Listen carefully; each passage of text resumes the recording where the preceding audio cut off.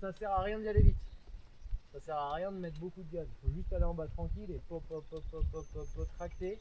Plus vous allez mettre de gaz, plus ça va créer de la perte d'adhérence à l'arrière, moins ça va monter. Donc ça sert à rien d'y aller très vite. Okay. Est-ce qu'il y en a qui veulent pas y aller de manière sûre? Ok. Les autres, allez-y chacun votre tour, je viendrai vous aider si ça ne monte pas. Vous voulez que je vous montre une fois ou ça va? Non. Moi, t'es en haut après. Non, je suis juste un passage à la tête.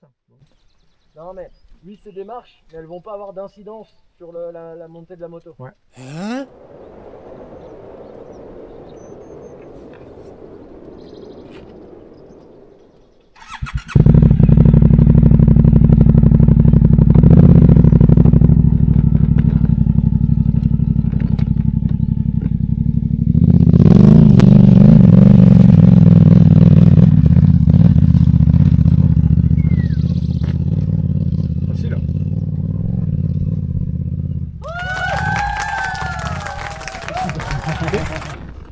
Ça a l'air rigolo, ouais.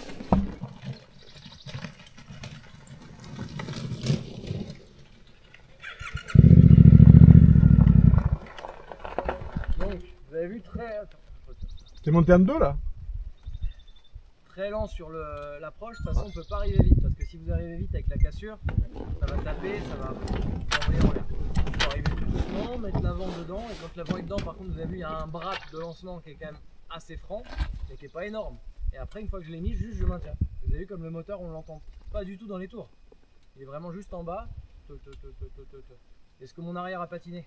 Non. Non. Ça, c'est vraiment votre marqueur d'auto-évaluation. C'est vraiment ce qui fait la spécificité de nos motos et la différence avec les motos d'enduro. C'est que de 1, on n'a pas des pneus 100% faits pour ça. Au mieux, on a des pneus 50-50, c'est des fois, on a même des pneus qui sont plus route que ça. Et de 2, on a largement plus de puissance que ce qu'on a d'adhérence. Donc ça fait le cocktail parfait pour créer de la perte d'adhérence. Et en fait, c'est naturel, c'est-à-dire je veux monter, j'en mets. Et en fait, c'est l'inverse. Moins t'en mets, plus What? un mot. Okay, ceux qui ont de l'électronique, là les GS, moi ça compte pas. La Norden et toi la GS. Bon, les mieux pour faire ça, ça va être les 21250. Vous vous mettez en mode enduro, elle va vraiment aider. Vous touchez pas à l'embrayage, vous laissez vraiment faire les gaz. Toi tu peux essayer, mais le moteur il a vraiment du mal en bas. Je vais pas monter dans ce truc. Ah oui, ça va être. Donc voilà, sur la Norden, je connais pas bien comment il fonctionne l'électronique. Il est efficace ou pas? Oui, ça va. Je sais pas. Faut envoyer un peu de gaz. Et peut-être jouer un peu avec le moyage pour éviter de caler. Mais... Bah, si tu joues avec l'embrayage, l'électronique il est perdu. Justement. ça dépend. En fait, il va avoir tendance à. Dès qu'on va patiner, ça dépend combien tu le mets en anti-patinage. Moi, je peux pas le régler, ça. Mon bas, ça devrait le faire. Ça, je peux pas le régler, c'est sur l'expédition qu'on peut le régler. Moi, j'ai juste le mode off-road. Le jour où vous vous dites je suis capable de retirer mon anti-patinage ou mon traction control, c'est le jour où vous êtes capable de le faire à la main. C'est-à-dire que moi là j'ai zéro électronique, j'ai tout retiré, et pourtant ma roue arrière à aucun moment elle glisse. Parce que le traction control tu le fais là. Et en fait au début tu n'arrives pas à le faire, donc tu laisses l'électronique pour qu'en gros il le fasse à ta place, et tu dois te dire dans ta tête à chaque fois que tu sens, tu demandes quelque chose à la poignée et que la moto fait autre chose, c'est que l'électronique intervient, donc c'est que tu n'as pas fait ce qu'il fallait au niveau de la poignée des gaz. C'est comme ça que tu t'auto-régules et que petit à petit tu arrives à aller de plus en plus. Bon, et ben il faut un premier. Seule consigne de sécu que je vous demande, si vous montez pas, vous calez. Ok? Allez pas vous faire mal pour rien. Ready, go!